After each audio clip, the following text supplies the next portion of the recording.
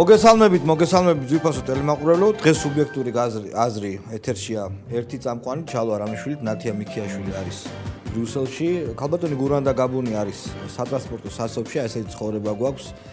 მიქიაშვილი ბრიუსელშია, ქალბატონი გურანდა გაბუნია სასოფში, ეს ქნა ჩვენმა დღევანდელმა ყოფა, მაგრამ ქალბატონი გურანდა მოვა მალე და ძალიან საინტერესო გადაცემის მოწმენის შეხვდებით, ამის გარანტიას მე გაძლევთ. დღეს რა თქმა უნდა ქალბატონ გურანთან ვისაუბრებთ ბიძინა ივანიშვილის ამბავზე. ბიძინა ივანიშვილი არის ზოგადად ბოლო ორი ნახევარი კვირის ყველაზე მაგარი ნიუსმეიკერი, უამრავი რამე არის მასთან დაკავშირებული. დღეს მეც მაქვს სიახლე ძვირფასო ტელემაყურებლო, მინდა გითხრათ და მოგიყვეთ ისტორია ზუიოს შესახებ. ეს ამბავი გავრცელდა Facebook-ით, შემდეგ საინფორმაციო სააგენტოებმა აიტანსეს. თქვენ იცით რომ ზვიად ბლიძეზე მიმდინარეობდა ზეწოლა, მან გააკეთა განცხადება, ჩვენს გადაცემაშიც იყო ილაპარაკა იმაზე, რომ მის ძმას და მის დას ემუქრებიან, ახორციელებენ მისი ოჯახის წევრებზე, დედმამიშვილებზე ზეწოლას და მან განაცხადა, რომ ამ ზეწოლას არ დაექვემდებარებოდა. მოხდა ისე, რომ დაექვემდებარა, გუშინ იყო ჩემთან და თქვა, რომ ძალიან შეაშინეს, დააშინეს და აქედან გამომდინარე იძულებულია წავიდეს, მიუხედავად იმ განცხადებებისა, წავიდეს.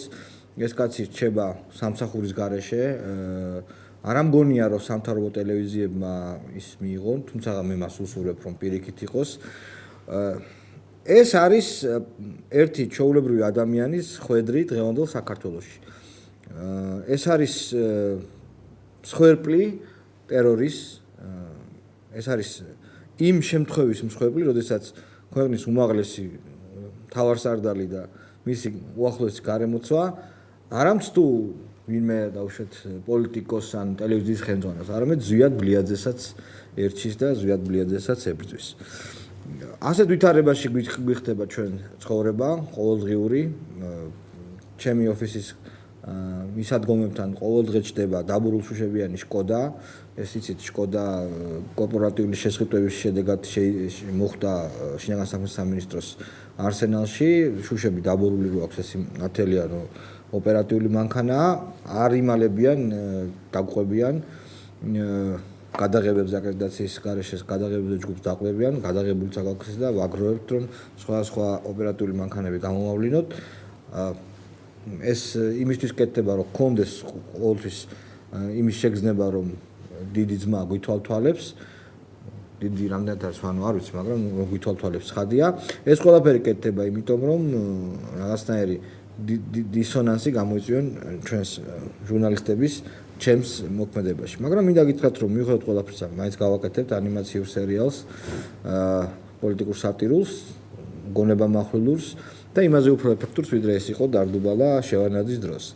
მართლაც ამ ახალი სატირული სერიალის მასალა დევს მაგიდაზე, არაფრის მოგონება არ შეიძლება, ეგეთი ხუმრობაც მქონდა, რომ ვაპირებდი დამეხატა ყველა გმირი ახალი სერიალის და ხოლო სააკაშვილს კიდე უბრალოდ ვიდეოს ამოვჭრიდი და გაუშვებდი ამ დახატულების გვერდზე, იმიტომ რომ ასეთი რაღაცების გაკეთება ყველაზე გამოცდილ ანიმატორსაც არ შეუძლია, როგორცაც მიშა ეს ჩადის ხოლმე, სპეციფიური სიარულის და საუბრის მანერა აქვს მას. საცობი განიფანტა, ქალბატონი გურანდა სტუდიაში მობრძანდა, ჩვენ ახლა ვნახავთ რეკლამას და შემდეგ ქალბატონ გურანდა გაბუნიას გავესაუბრებთ.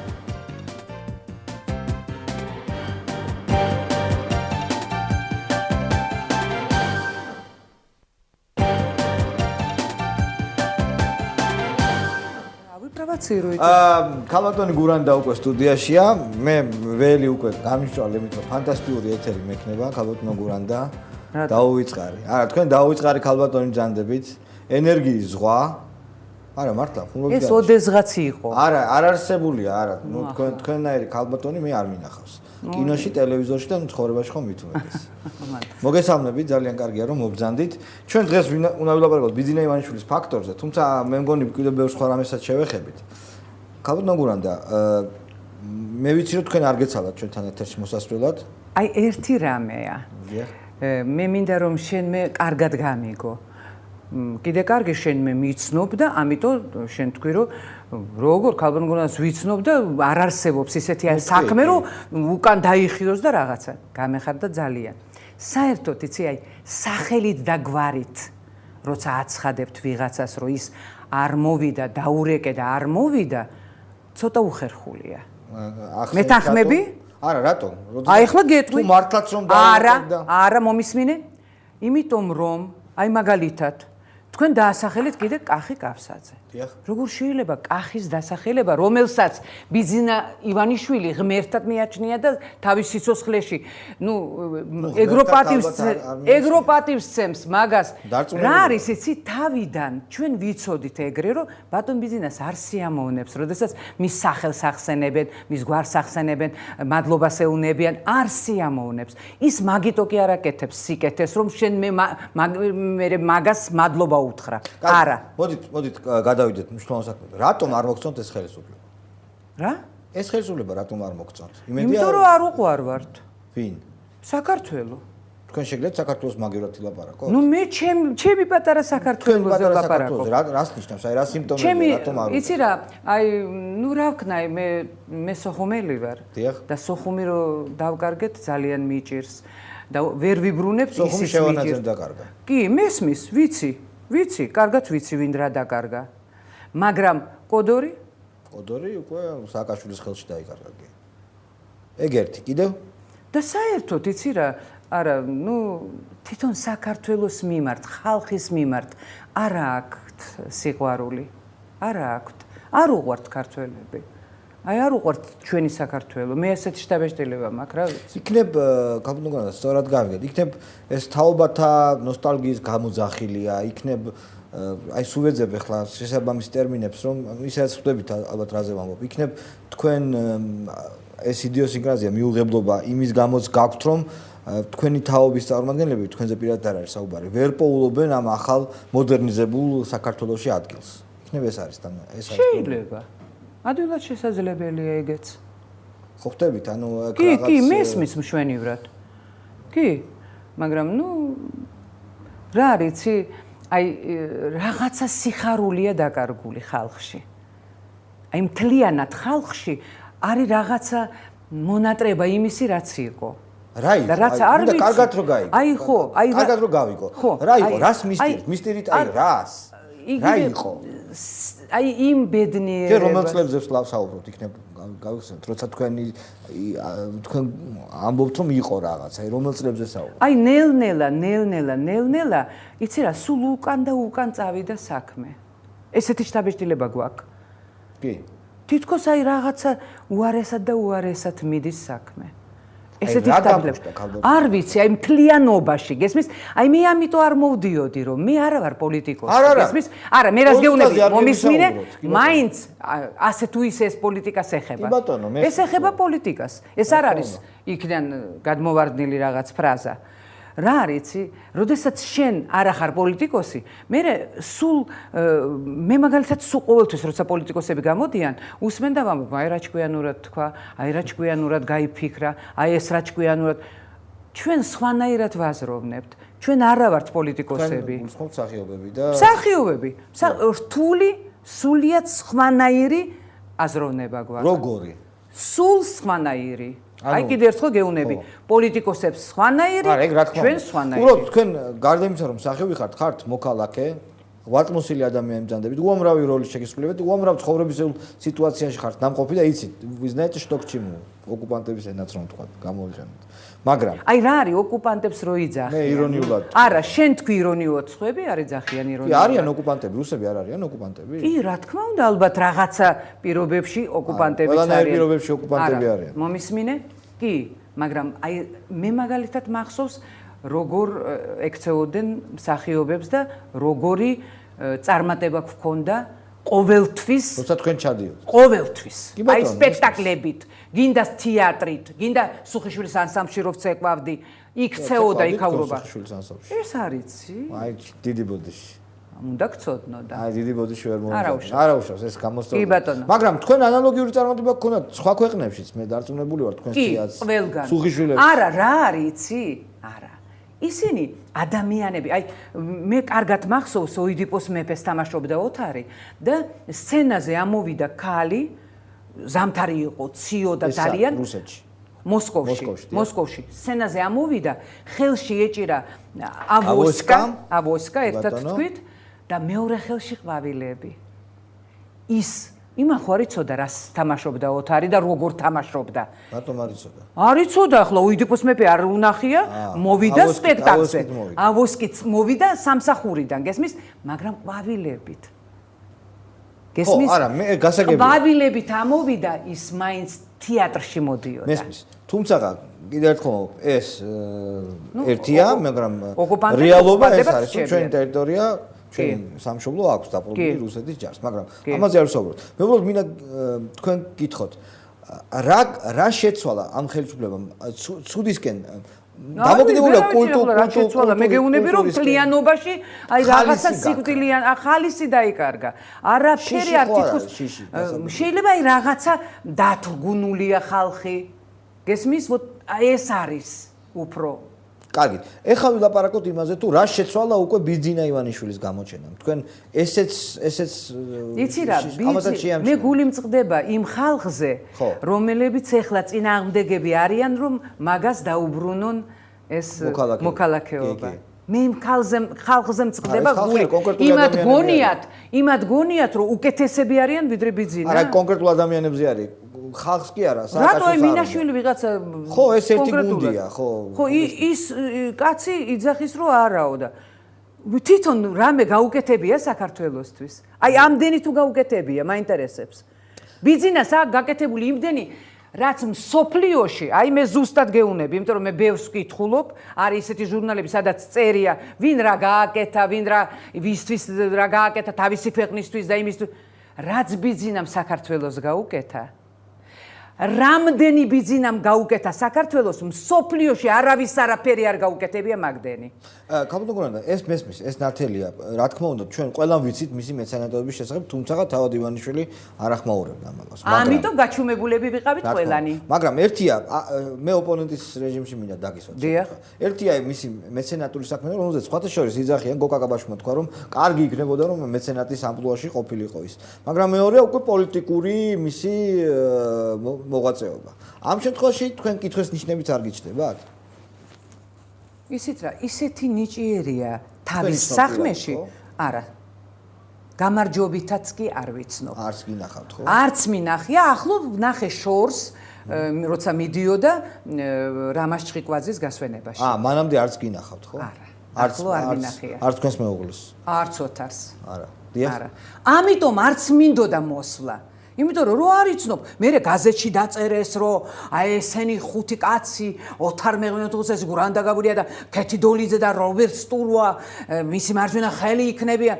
რა იცი, კაცო, დალოცვილო, მკითხე, იქნება საერთოდ არ ვეუნები, ქალბატონო, რატო წერთ ეგეთ რამეს? არც ვიცნობ, გამარჯვებით არ ვიცნობ, არც ახლო არ მინახია, არაფერი არ დაურეკია არავის და ნუ აი რა უხერხულია, გესმის, აქაც არ მინდოდა მოსვლა, იმიტომ რომ ნუ არ მეძახის ის კაცი და მე რა მოვედი და ჩვენ მე გეტყვით რატომ დაგიძახეთ. თქვენი აზრი არის საინტერესო. ბევრი მიზეზის გამო ჩამოგითვალოთ ახლა კომპლიმენტები გითხრა. არა, არ მინდა, რა თქმა უნდა. ცხადია, ხო, თქვენი აზრი არის, თქვენ ემოციური, ქალბატონი მძანდებით, ექსტრავაგანტული, შარმი გაქვთ, ერთ-ერთს გაალამაზებ და ნუ კიდე შემიძლია დაუსრულები ვლაპარაკო, გინდათ?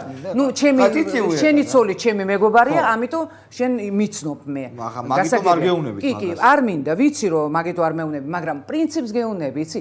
მაინც უხერხულია, იცი, როდესაც იცი რომ კაც არ სიამოვნებს გაუთავებლად მისი სახელის ესე. აქ საუბარი სხვა რაღაცაზე არის. აქ საუბარია იმაზე, რომ ხელისუფლება, ჩემი აზრით, ძალიან უსამართლოდ ართმევს უფლებას ამ ადამიანს იყოს პოლიტიკაში. და ეს ამაზე პროტესტი არის პროტესტი სამართლიანობის დასაცავად, არა კონკრეტულად ბიძინა ივანიშვილის ხარდასაჭერად, არის ყველა ადამიანის მოვალეობა, იმიტომ რომ მე ვნახე ის დოკუმენტები, რის გამოც მის მეუღლესაც თან სრულად უსაბუთო წაართვეს მოქალაქო და სწორედ ამაზე სასაუბროთ მინდა გითხრათ. თქვენი აზრით, რა საფრთხეს შეიძლება შეიცავდეს ეს ადამიანი? იმიტომ რომ მე თქვენ მახსოვ ხართ, თქვენი მეუღლე, თქვენი ოჯახი არიან ართ აქტიური ოპონირების რეჟიმში ხართ ამ ხელისუფლებისადმი. რა საფრთხეს შეიძლება შეიცავდეს ეს კაცი მიშა სააკაშვილისთვის და ხელისუფლებისთვის? თქვენი აზრი. იცით რა, აი ეგეც არ ვიცი, რას იზავს, როგორ იზავს.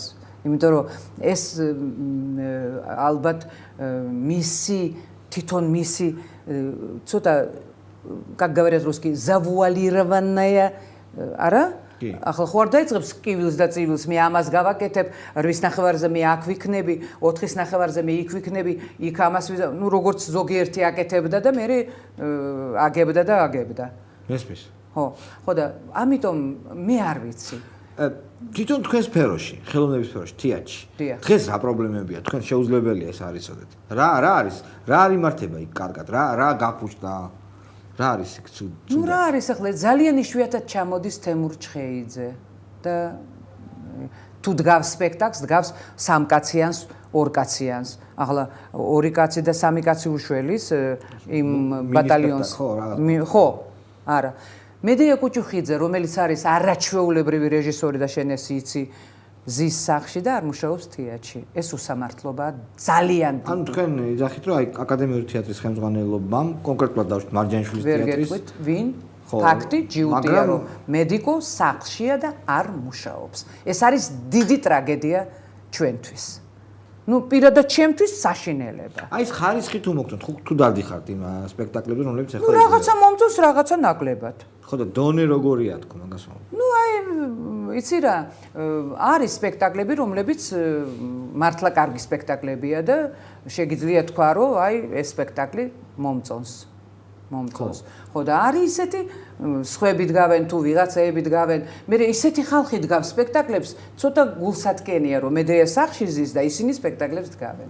ვინ არიან არც ვიცი. სახელი და გვარები. სახელი და გვარით არც ვიცი ვინ არიან. ანუ ეს რაღაც პოლიტიკის შედეგია? იქ ახალი სისხლის გადასხმის ამბავია. ადვილად შესაძლებელია, მაგრამ რა არის იცი, სისხლს რო გადაუსხავენ ადამიანს, როცა usხავენ სისხლს, იმიტომ usხავენ რომ უკეთესად გახდეს. და თუ გადაუსხი სისხლი და უარესად გახდა და მოკვდა, შენ თვალწინ რაღაც გინდა. მაშინ ახალი სისხლი არ არის, გეთახმებით. ახალი სისხლი არ არის ეს ახლა, რომ თუ უარესად გახდა და თუ მოკვდა. მაგრამ კიდევ ერთხელ ვიმეორებ, მესმის ზოგადად თქვენი თაობის ადამიანებთან საუბარი საინტერესოა იმით, რომ ჩვენ ყველანი გავიზარდეთ თქვენს შემოქმედებაზე. ყველანი, თქვენი მეგობრების სამწუხაროდ ბევრი თქვენთაგანი წავიდა უკვე აგერ ამაზე გავაცილოთ. მაგრამ ჩვენ ყველანი გავიზარდეთ თქვენს შემოქმედებაზე. გულწრფელად მინდა ვილაპარაკო ამ თემაზე. მაგრამ მოხდა ისე, რომ აი შევნების მმართველობის ბოლო ხანაში სისხლის გაცვლა, განახლება კულტურის სფეროში, ნებისმიერ სხვა ადამიანის მოგონების სფეროში თითქოს შენელდა, რაღაც უძრაობის ხანაში შევიდა და ამან გამოიწვია საჭიროება რაღაც ძლიერი მუხტისა, ხო, რომელიც აღმოჩნდა ვარდების რევოლუცია და რომლის შედეგებიც მე მოვინკერთ, თუმცა ეს იმ მმართველობით არ განვითარებულა. შესაბამისად, ამ ყველაფერს რატო გაძლო ამდენი ხანი ამ რეჟიმმა? ჩემი დასკვნა მინდა, რომ ჩემი აზრი მინდა გითხრათ, რომ იყო თაობათა ბრძოლა, იყვნენ ადამიანები, რომელსაც ჯერ კიდევ ჯეროდათ სიახლისა, განახლებისა. აი ეხლა დღეს თქვენი აზრით, აი როგორც ხელოვანის, როგორც ადამიანის, რომელიც თეატრში ძალიან კარგად ეკვრა და ეს მირწიათ, ხო იცით, არა, ჩემი ნათქვა მე არ არის. რა სტადიაშია, სადა ვარ ჩვენ? რა დღეშია დღეს ჩვენი ქვეყანა? რა შეიძლება შევადაროთ? ანუ თაობათა ბრძოლა დამთავრდა, სიახლეა საჭირო, ძველი თაობა იბრუნებს, უნდა დაიბრუნოს საშუალო და ძველმა თაობამ თავისი, თუ როგორ? აი მე არა ვარ ახლა, ეს არის პოლიტიკოსის გადაწყვეტილება. აბა მე რა ვიცი რა უნდა გაკეთდეს და რა უნდა მოხდეს. მე ვიცი რომ ცუდად ვართ. ცუდად რო ვართ, ეგ ვიცი. ნამდვილად. მაგრამ რა უნდა გაკეთდეს, ეს ჩემი პრეროგატივა არ არის ნამდვილად. იმიტომ რომ მე არა ვარ პოლიტიკოსი და მე ვარ მსახიობი, რომელსაც უნდა თამაში და რომელსაც უყვარს თავისი საქმე. თქვენ კიდე თამაშობთ, ხო? ჯერ არა ვარ 300 წლის. როგორც კი გავხდები, აღარ ვითამაშობ. 300, აუცილებლად 300. რას ლაპარაკობ? ლაშა ბუღაძემ დამიწერა მე პიესა. დიახ.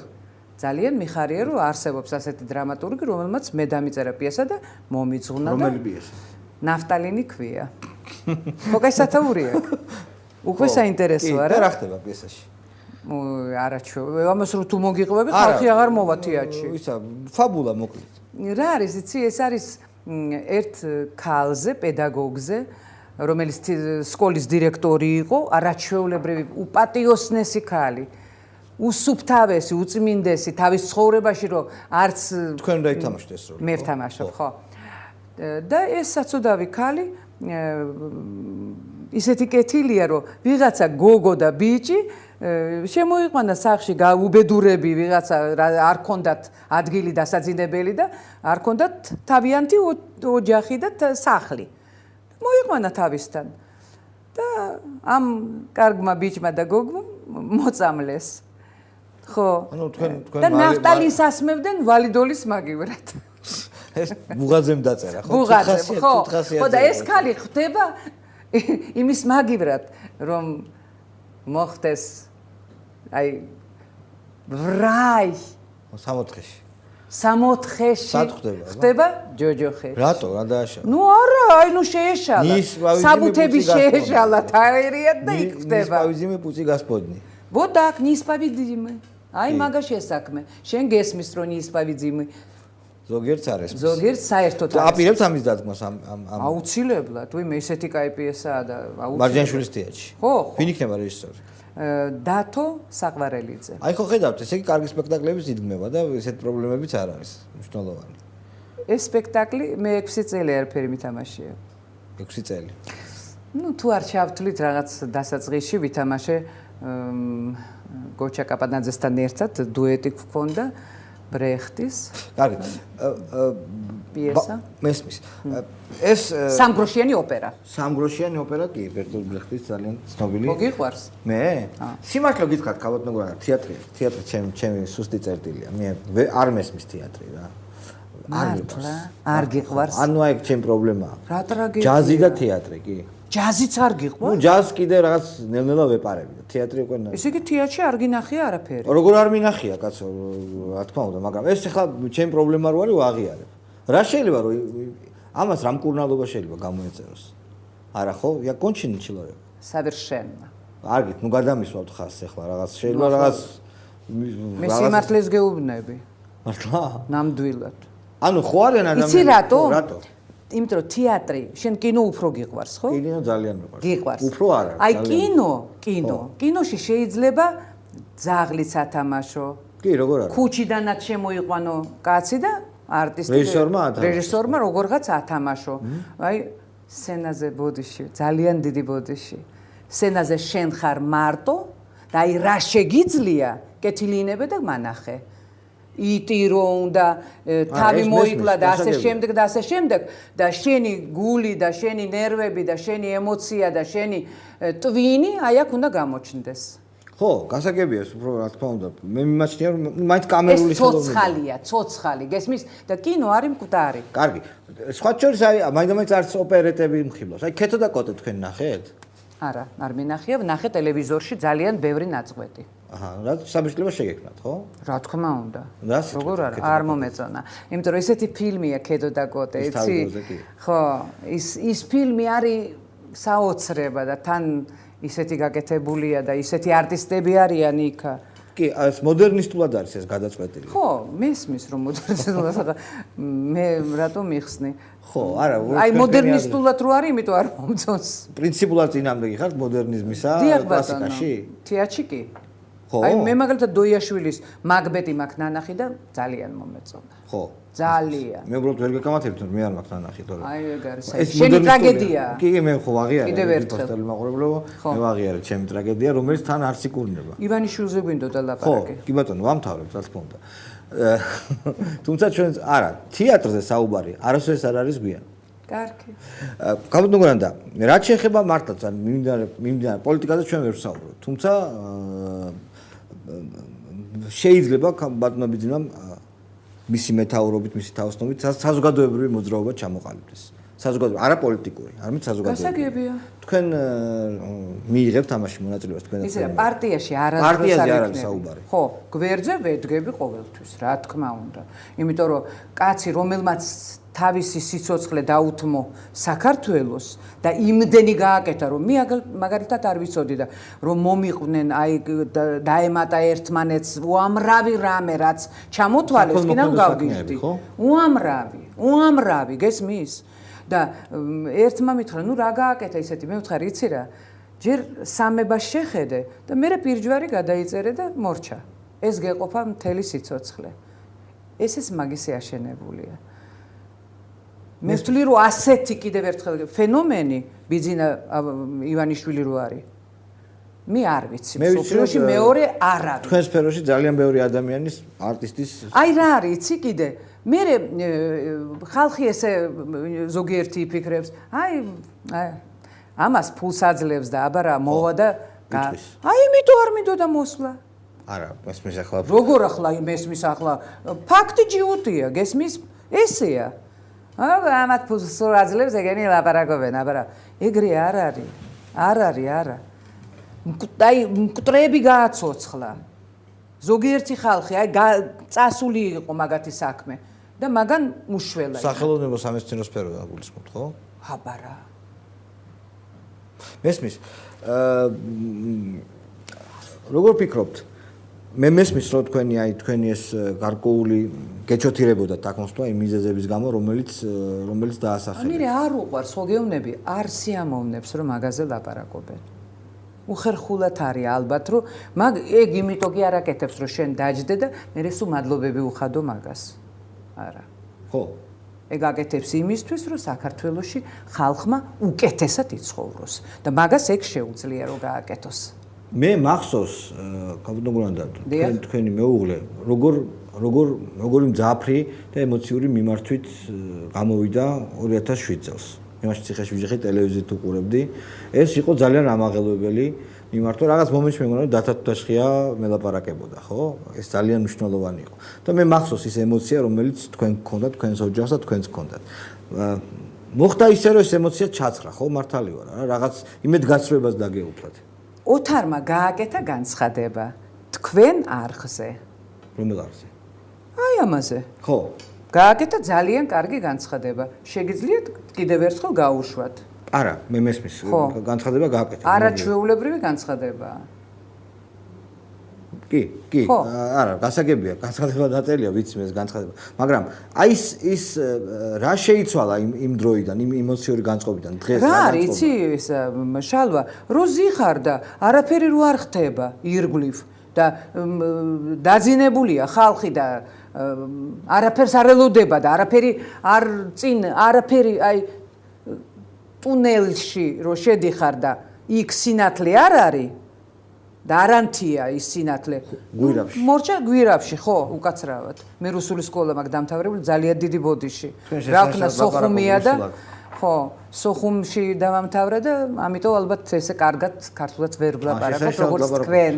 მე ხო და აი რო არ არის, ხალხმაც იცი რაღაც მოხდა ესეთი ცოტა დაკარგული აქვს იმედი. და აი ბატონმა ბიძინამ რაღაცა ახალი ტალღა, ხო. რას ქვია გრძნობთ რა გრძნობლები ხო არა ვართ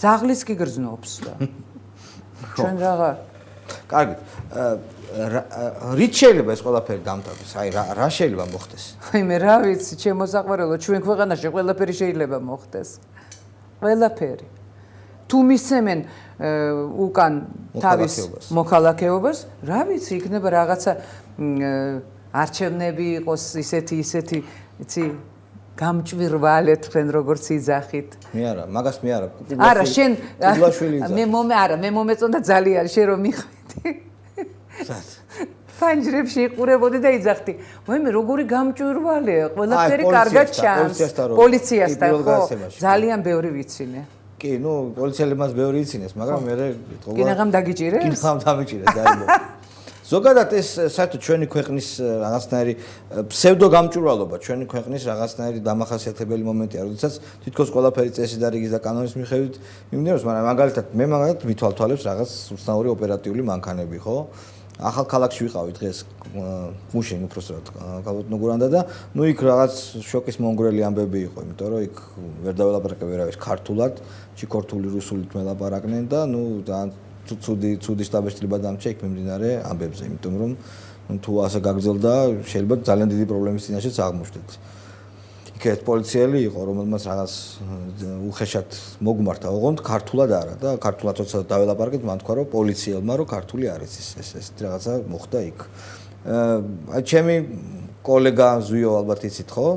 რომელიც ვიცი მითხრეს. კი, რომელიც ნუ ახლა სამწუხაროდ მასზე რაღაცნაირი ზეწოლა განხორციელდა და ის პროექტი, რომელსაც ანიმაციური სერიალის პროექტი დარდუბალა. ვიცი, დარდუბალა ჩვენ ყველას გვახსოვს. კი ბატონო, აი იქაც ეს შეეშინდა და აშინეს და რითი შეიძლება თქვენ მიუხედავად იმისა, რომ ეს ატმოსფერო შეუძლებელია არ გეგზნოთ, მაინც ყოველთვის ღიად, ყოველთვის პირად საუბრებში, საჯაროდაც, ტელევიზიითაც ყველგან აფიქსირებთ თქვენს დამოკიდებულებას. რითი შეიძლება აი ამ შიშს შეებრძოლო რა? სულჩერდით იმ ადამიანებს, რომლებიც ახლა განიცდიან აი ამ შიშის გზნობას. თქვენ ხო გაქვთ რაღაც თქვენც დასაკარგი რა, რატო არ გეშინიათ? რა არის, იცი? შიში ისეთი გრძნობა, რომ ძნელია მაგის გადალახვა. აი თქვენ ხო გყავთ შვილები, შვილიშვილები, თქვენ ნათესავები, რომლებიც რაღაც მუშაობენ. მესმის ახლა ძალიან რთულია ცნობილ ადამიანებზე ესე პირდაპირ ზეწოლის განხორციელება, მაგრამ თავჯერ არ გიფიქრიათ ან არ გაგივლიათ გულში. არის ეს ატმოსფერო, ეს მწვანე ბოლი ამ შიშისა ტრიალებს ჩვენს ქვეყანაში, ჩვენს ქალაქში. ისე გული მტკივა, იცი რომ ქართველები ერთმანეთს ვხოცავთ და ვკლავთ. ძალიან გული მტკივა. იმიტომ რომ რა მე სულ ვიძახი ხოლმე, აი მე და ოთარს გვაქვს ხოლმე ლაბარაკი და ვეუბნები როგორ კაცო, ჩვენ ხო ქართველები ვართ. და ერთმანეთი რატო უნდა შევჭამოთ, კაცო, რატო უნდა მოვკლათ? არა, მე მესმის რომ ვიღაცა თავს დაგესხა იმ ქვეყნიდან და აი რაღაცა და ეს გასაგებია, მაგრამ შენიანს როგორ ურტყავ, კაცო? შენიანს როგორ კლავ? ამას ვერ გავიგებ ვერასდროს. რა ვქნა? ხო, თან არ მესმის. ეს ყველაფერი შიშს ბადებს ხალხთ ნაგურანი. კი, ვიცი. აი როგორ უნდა ებრძოლო ამ შიშს? რა უნდა გადაწყვიტო? ხო, ყველაფერი არ უნდა ებრძოლო, იმიტომ რომ შიში ან არის, ან არ არის, ან მოდის, ან რაღაცნაირად უნდა დაუდგე წინ და რა ვიცი. ხო. რა შეიძლება, იმიტომ რომ მართლაც მე ხშირად აი მინახავს ადამიანი, რომელიც აი ოჩაღად არის და მე უცებ წახდება რაღაცა ფერი ეკარგება და მე საკუთარ თავს კარგავს. მე რა ხდება? ეგუბედურება ხდება. ძალიან დიდ ადამიანებსაც მოსვლიათ. ძალიან დიდ პიროვნებებსაც. აი კომუნისტური მმართველობის დროს იყო თუ არა ეს შიში? თქვენ ალბათ გემახსოვრებათ. ასეთი რაღაცა თუ იყო. იცი რა არის? ახლა იყო იქ რაღაც სენსურა. დედაჩემი იყო პარტკომი თეატრში. მარჯანიშვილში? არა, კაცო. მე სოხუმელი ვარ, რა მარჯანიშვილი. სოხუმის თეატრში. და ისე კარგად მახსოვს, რომ ღამე იჯდა და წერდა ამ კონსპექტებს, გესმის კონსპექტებს წერდა. მე მახსოვს არჩევნები, დილის 4 საათზე როგორ მივდიოდეს, აი მივდიოდით კონცერტებით და სიხარულით, ზეიმით. იცი როგორი არჩევნები იყო? მე ბავშვობიდან დამრჩა ისე დამრჩა რომ მე მეგონა ჩვენც ესე მივალთ და წავალთ არჩევნებზე იქ სიხარულით, ბედნიერებ და მივიღეთ ისეთი არეულობა რომ კინაღამ თუმცა მაშინ თქვენს კარგად გესმით რომ ეს არჩევნები არ იყოს ფორმალობა იყო ხო ერთპარტიული გასაგებია რა თქმა უნდა ალბათ მაგრამ საქმე იმაშია მე ისიც მახსოვს სტალინი რომ მოკვდა და მთელი სოხუმი რომ მუხლებზე იდგა და ტიროდა ხო ესეც მახსოვს მთელი სოხუმი არ მთელი ქვეყანა აი მე სოხუმი მახსოვს გესმის პატარა გოგო ვიყავი და ამიტომ მახსოვს ეს მესმის მაგრამ ესეც იყო ესეც შიშის შედეგი იყო ესე შეიძლება მაგრამ ისიც იყო რომ აფხაზები და ქართველები ერთად თამაშობდნენ ერთ სპექტაკლში გესმის ერთ თეატრში ერთ თეატრში მამა ჩემი იყო სამხატვრო ხელმძღვანელი და 4 დასი იყო რუსული ქართული აფხაზური და ბერძნული და ერთ სპექტაკლში ბერძნულიც დასი ბერძნულად დასი ბერძნულად თამაშობდა აკადემიურ თეატრში და იცი როგორ ცხოვრობდით კომუნალურ ბინებში კომუნალური აი ერთი მეორე პირდაპირ ცხოვრობდით აფხაზი ქართველი აფხაზი აი ასე გესმის რუსი და ყველა თამაშობდა ერთ სპექტაკლში ვთქვათ სადაც ხალხი აკლდა ამატებდნენ ამეებს და არასდროს მე არ მახსოვს ჩემ ბავშვობაში რაღაცა აი ცუდი ურთიერთობა ერთმანეთში ეს ხო არ შეიძლება არ გახსოვდეს არა რა თქმა უნდა ხო, თუმცა ნუ მას შემდეგ ბევრი დრო გავიდა, ბევრი ფორმაცია გამოცვალეთ. აი მაგაშია საქმე, რომ ბევრი დრო გავიდა, ბევრი ფორმაცია. აი უყურე. საბჭოთა წარსულს ხო არ მისტერით თქვენ? არ ვიცი ახლა ვერ გეტყვი რომ ისე ტირი ღამე. არა, მისტერით ფიგურალინა. არა, რა არის იცი? მე მაგალითად მახსოვს რომ აფხაზებისთვის თეატრალურ ინსტიტუტში და ოსებისთვის, აფხაზებისთვის და ოსებისთვის სპეციალურად გაიხსნა თეატრალური ინსტიტუტში ჯგუფი, რომელსაც წარმოიდგინე ხელმძღვანელობდა აკაკი ხოვრავა და აკაკი ვასაძე.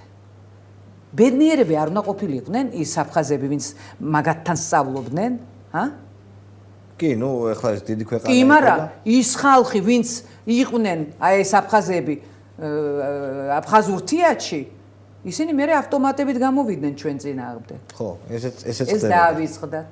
ეს ხდებოდა.